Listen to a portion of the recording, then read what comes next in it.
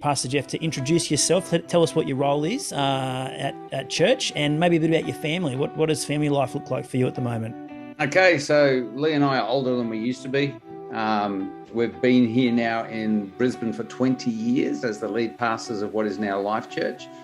20 years is a chunk of time. You don't do 20 years many times. We've got two boys. Lee and I are still married, which is, that's a great miracle to celebrate. We've been married for a long time, longer than 20 years.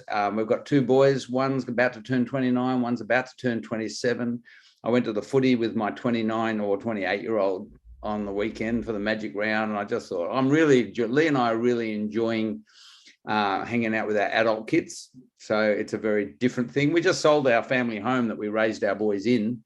And as we're selling it, I'm seeing little movies of all me hanging out with 10-year-olds. There's no memories of me with a 15-year-old. They're all memories of 10-year-olds and 8-year-olds and 11-year-olds. And you look at it's like you walk into the abandoned lounge room and you see the ghosts of Christmas past. And you pull out, you look at the front yard and you see me playing touch football with Samuel, the pool, me hanging out. Anyway, all of that nostalgia apart, we've still got the boys and they helped us move out, actually. So that's all really good. And best news is that the oldest one and his wife are in the process of building me a grandchild. So, wow. Congrats. I'm about to be Poppy. It's all about me. And there are some others that have to be involved, but we all understand that fundamentally this is about me and my fulfillment in life and me sort of achieving another milestone. And so I'm very grateful for that. Lee and I have been at church for 20 years, and some of our team have been with us for the whole ride. So Sasha Williams, who's a stunning human, if you want to get any advice on how to do the mechanics of church, in church life, you've got the stuff that people see, like the top of the iceberg above the water. And then the other 95% of it that makes church a healthy organization happens underneath the water. So that's life groups, teams, pastoral care, community engagement, all of that happens and makes and we've seen the value of that with this COVID thing came in and said, oh, by the way, you're not having church. Or by the way, you're having church, but you can't sing. That's particularly fun for you guys. So, interpretive dance went to a whole nother level, I imagine, in New South Wales. But that would have been quite prophetic. The good thing about prophetic dance is no one understands what you're saying. So you can just do anything you like. Yeah. But so we have been building team since then. The size and health and capacity of our team determine the capacity of what we lead in every sphere. So that's true in business. It's true, certainly true in church world. Even if I personally can do it better, there's only one of me. So there's a clear lid on that. And so when we as leaders don't understand the power of duplication, what we end up doing is coming back to our leader saying it's too much, you're asking too much. The issue is we've been running as doers rather than leaders. And that's a key thing. So that's us. Right. And we are enjoying the journey. We have a location here in the north side that Lee and I are very involved in at the moment. We planted that about 4 years ago, maybe a little bit more. No, I think it'd be about 4. This whole COVID pause button thing. Yes. I find myself saying it was 2 years ago, but COVID went for 2 years, but you just sort of don't count any of that. We have a church that's joined us in Central Queensland, a very small church with 2 services happening. So they would be very happy with 85 people on a weekend, to give you an idea. That's between their 2 services, one in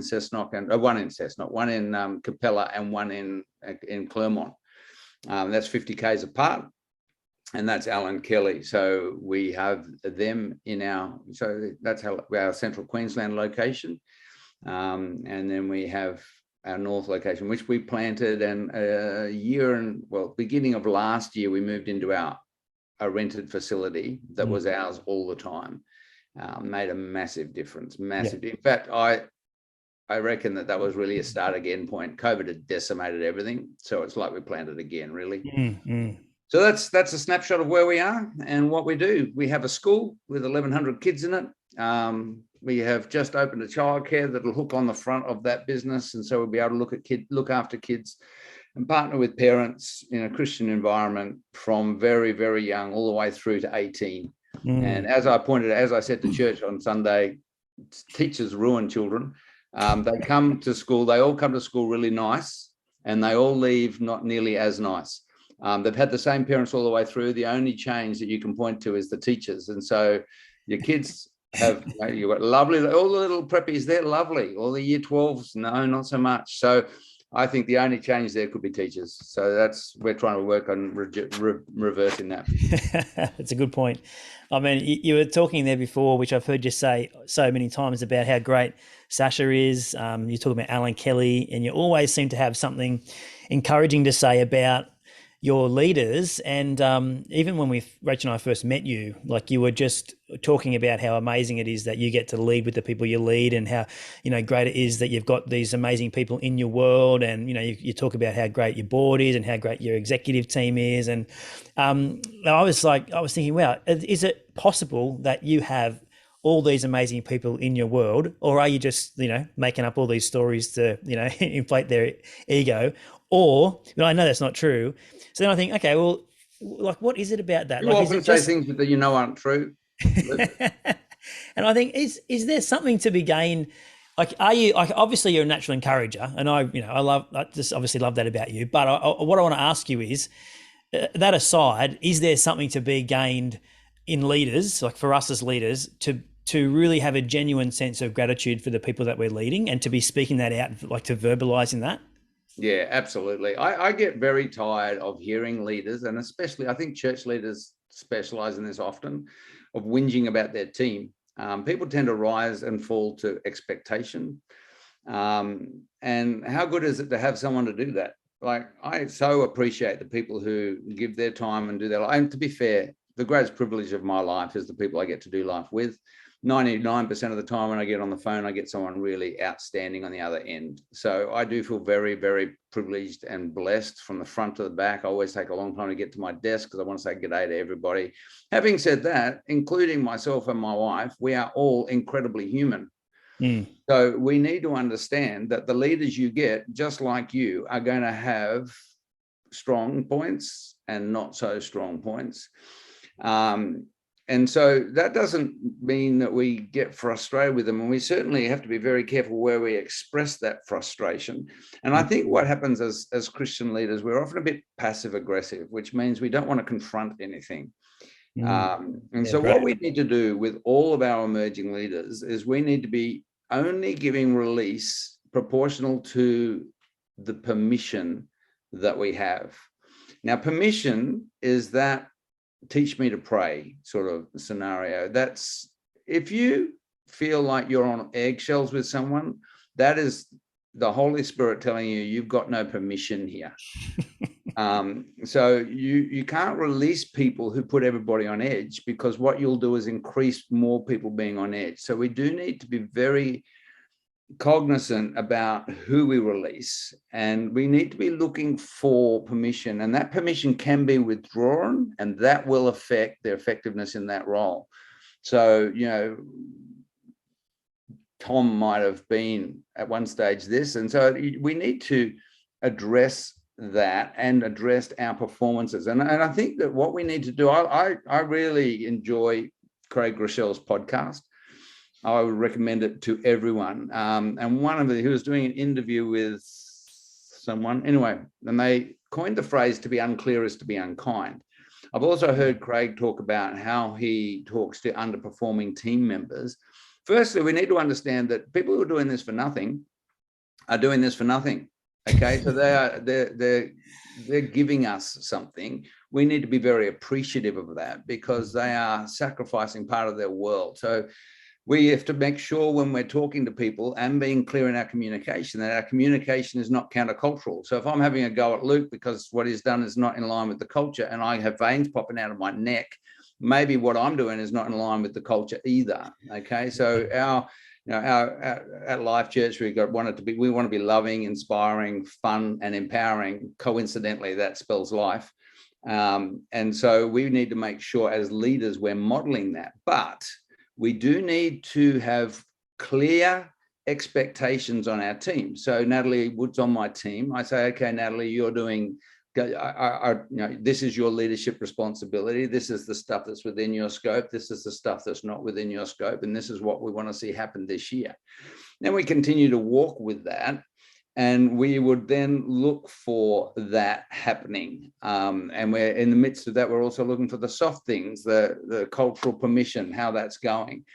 And when I've got a leader that's not doing well, and that happens from time to time, I'm not doing well, okay? So none of us are robots. The first thing I do is I increase relationships. So I want to know what's going on in Natalie's life. So she may have just got a diagnosis. She may have just, I don't know, lost her puppy.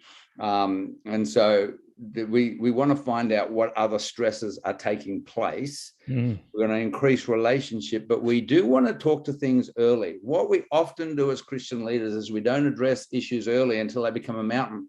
You do not want to have a discussion with any leader that starts with, for the last 6 months, I've noticed. Want is, hey, last week I saw, and then you can have that conversation. It's like a small adjustment, and then you can go on and ask how their kids are. So understand we have to have good leadership, has clear expectations, clearly defined roles. We want to see certain outcomes taking place, and we want to be clear about our communication to our leaders without being hostile, passive aggressive, without being, passive aggressive is sort of, I'm just trying to hint to you that you should do it. My family specialized in that. So we're all trying to read each other's mind. Lee's family specialized in the opposite. So Lee was a fantastic introduction to my house. So in our house, everyone's sort of walking around making sure we don't upset anyone, trying to read everybody's mind, what is, trying to preempt everything.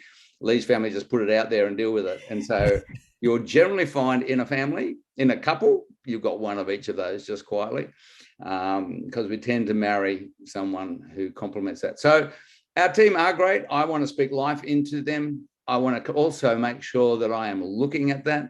I don't want to be putting people in a job and coming back in 2 years, see how they've gone. I want to walk with them. We're not dumping jobs. We are empowering people, and we're looking to bring people on their leadership journey. Ephesians 4 talks about the responsibility of the pastors, apostles, teachers, whatever they are, is to equip God's people for the work of the ministry. That sentence would make sense if the pastors, teachers, apostles were to do the work of the ministry and build the church. That's how we typically think. So then it talks about the impact of equipping God's people, and the impact of that is that people become mature. In other words, if we don't get people in the game, they'll never step into their God design. So what I'm trying to do when I get Luke on my team or Natalie on my team is unlock their God design. So I don't have any, I'm not feeling like I'm taking anything from them. I see this as a absolutely vital lordship forum. And so in that our mandate is to reach and empower people. That's in our vision statement. Bringing people onto team and releasing them into a increasing and evolving role. And some people, it's a capacity thing, and different people are called and designed to lead at different levels. Yeah.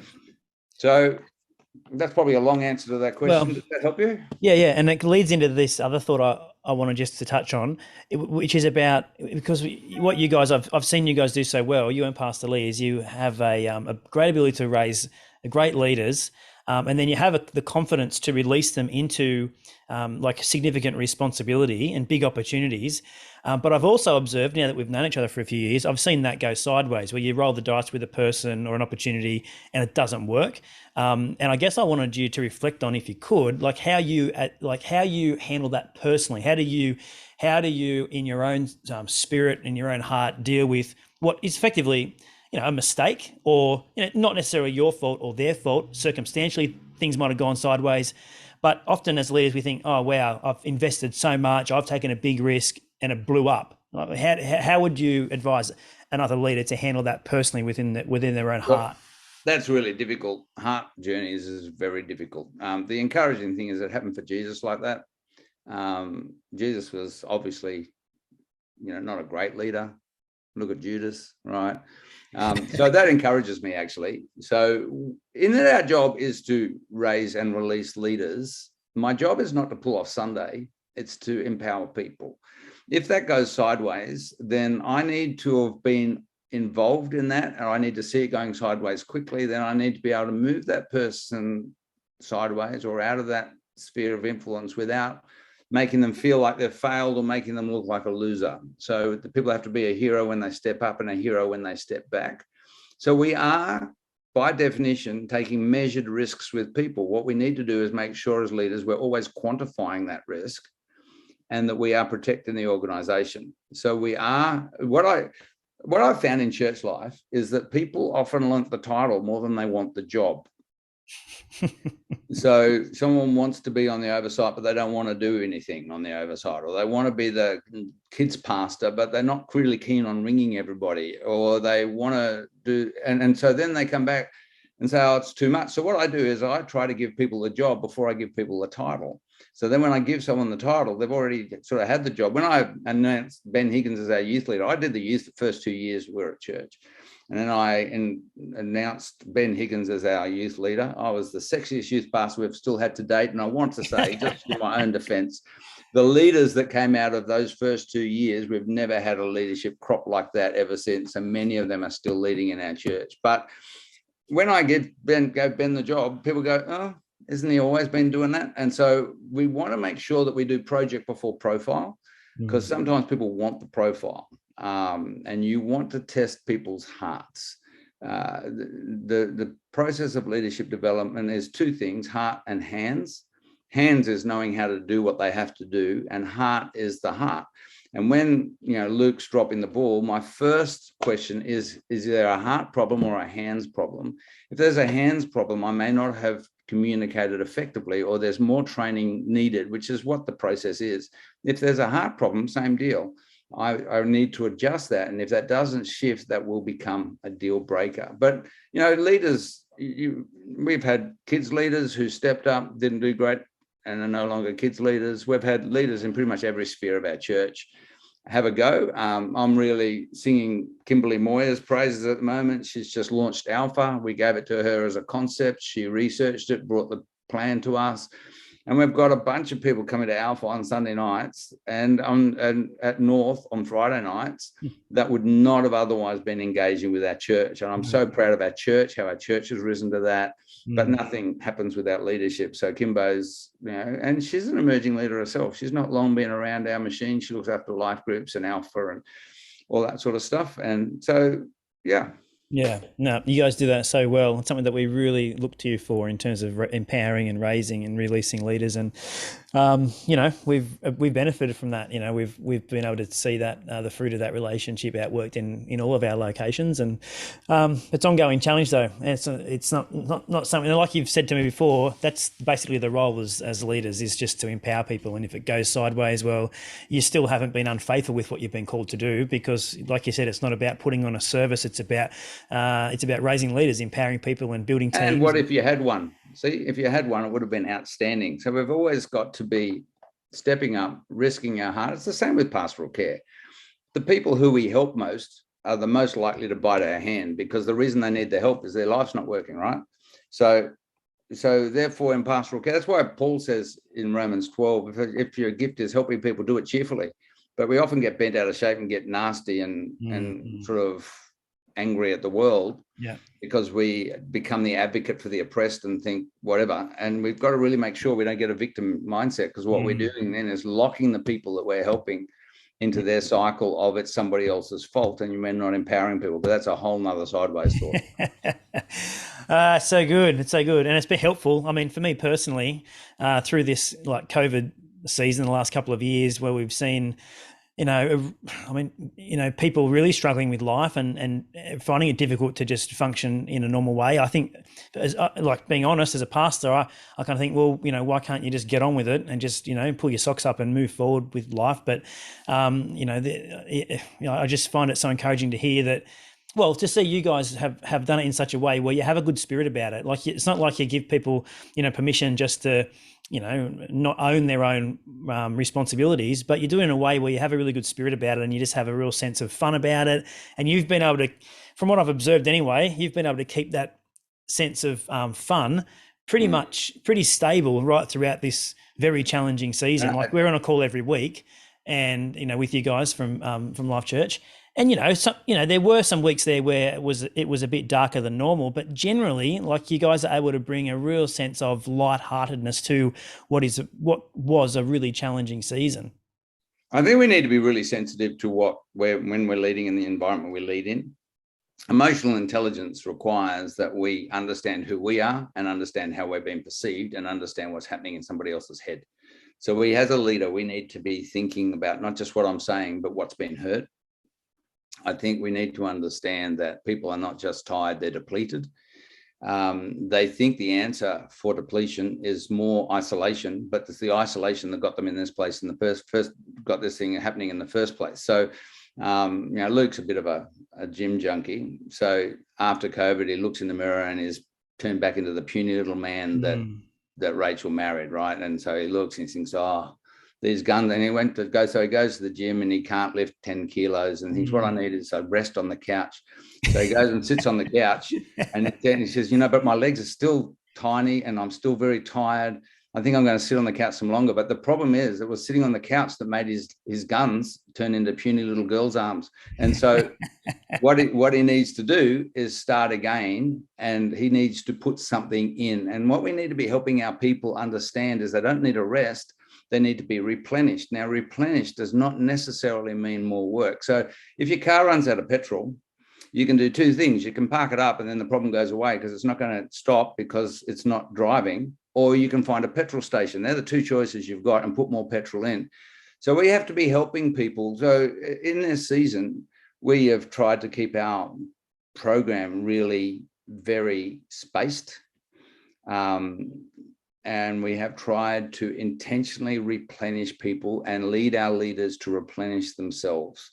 So think, okay, I talk to our leaders and to the college team about, okay, you've got your relational tank, you've got your spiritual tank, you've got your emotional tank, and you've got your physical tank. So let's write down what replenishes my soul. So, and let's be intentional about that. So your soul is your thinking, your mind, your emotions. And of course, out of that comes your deciding. So if my soul's feeling a bit flogged, then that's not going to be great. So what do I do to replenish my soul? What do I do to replenish my spirit? And I was talking to them like the same thing as fitness. For physical fitness, for Luke to get his guns back, he has to actually exert himself again. He may not be able to exert himself at the same level he used to, but he has to put some exertion in. He has to put some rest in. He has to watch his diet. That's the keys for physical fitness. Well, let's take that pattern and bring it across my soul world. I need some exertion. So perhaps I need to be loving someone else. I need to be forgiving someone. I need to be active with my soul and my emotions. I need to be stretching my world to be past me. Jesus said, lift up your eyes. Then I need to be, so that's some exertion. My diet, what's my soul diet? If it's sort of days of your lives and home and away, and you've just been binging on that for the last 4 months, that could be why you're depressed. So, current affair is not good for me. There's a whole lot of too much news is not good for me. Yeah. I need to know what's going on, but I don't need to obsess with the fact, yes, we know we've got a virus. Politics is not good for me. I just hate the way they behave. And so I've got to work out the diet, what replenishes my soul world. It's good. And it will be different for each of us. So some people get replenished in the corner with a good book. Some people think that's like punishment. Typically, you'll be married to someone who's the opposite to you. So you'll get to the end of the week feeling a bit depleted. One will want to party and the other one will want total isolation, which then creates an argument which deplenishes your souls even more. But I think let's being intentional and leading our people and understanding what season they are actually in, asking our leaders, how are you? How can we help? So be seen to be listening and actually listen is absolutely key in this season and every season. But how we lead now is different from how we led before. Yeah, that's good. That context in leadership is so important, and it's just so encouraging to see you guys do that. We get to learn from you, and we get to do this together, which is fun. And one of the big benefits of doing these calls this way is we do get to hear from other people, and we do get to do leadership together. And that's the one thing that we're just still so passionate about. It's about being together, like being the church, whether it's our local church or the church leaders, like doing life together. That's where it's always more fun. when we're together. And so I'm going to wrap it up. We've run out of time, but like I genuinely am super thankful, Pastor Geoff, that you've given us your time this afternoon. And and you know, Rach and I and our church are really thankful to you and Life Church for everything that you've brought into our world. And I only had one person walk out, so that's pretty good. Well done. That's a lot less than I normally get. It's usually at the end of the call. It's just Rach was telling me that normally just about everybody leaves when you start talking. So yeah, that's right. Well, you notice as soon as I started to wrap up and I started talking, the walkout started to happen. Yeah, I think he just took the opportunity. I think something I said upset him, which is a great leadership guidance for you. You can pick up on that and you can bring some adjustment and just sort of increase relationship, ask what's happening with his soul. Test the heart. That's it. Come on. Very good. All right. Thanks so much, Pastor Geoff, and really appreciate you and everything you bring. All right, everybody. Just one thing in passing. Let's keep it all fun. We're asking people to give us their lives. Let's make their lives fun. They want to look back and say, the year I spent on kids' team was the most fun year of my life. Not, gee, that was a grind, but we made it through. So keep it fun. Keep laughing. Do silly things. Say silly things. It just, you know, the key to parenting, make it fun. Luke and Rach had too much fun, so they got 4 kids, right? But just keep it fun and keep everybody laughing, because we're asking people to engage with us and give us their life. Yeah. Let's make that fun. And we do that by genuinely loving the people. We have to genuinely, really, our first motivation has got to be to build the people, which means we've got to love the Natalie Woods. We've got to love the Lukes. We've got to really love them. And then our motivation, our just cause is to build their life, not just to get them to do something for us. Mm.